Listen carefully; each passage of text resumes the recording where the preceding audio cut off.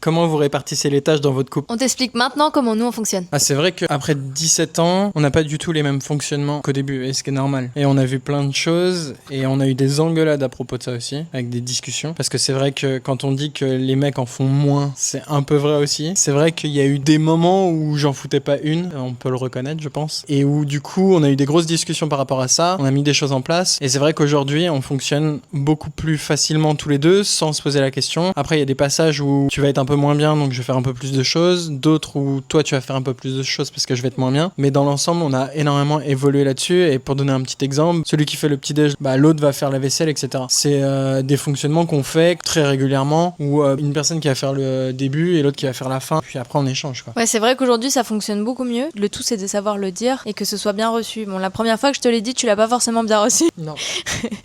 Mais bon, il fallait taper du poing sur la table et au final t'as reconnu. Après quelques jours, t'as dit oui, c'est vrai, et viens, on se réorganise et on fait ça mieux. Et aujourd'hui, je pense qu'on a un fonctionnement plutôt équitable. Aussi, on n'a pas peur de se dire vas-y, viens, tu fais pas grand-chose là. Et que ce soit l'un ou l'autre, hein. Vas-y, viens, tu peux m'aider. Et on a moins peur de se dire les choses quand il y a besoin de les dire, quoi. Mets-nous en commentaire qui fait quoi dans ton couple, et si c'est toi qui fais tout à 100%, ou si vous faites 50-50.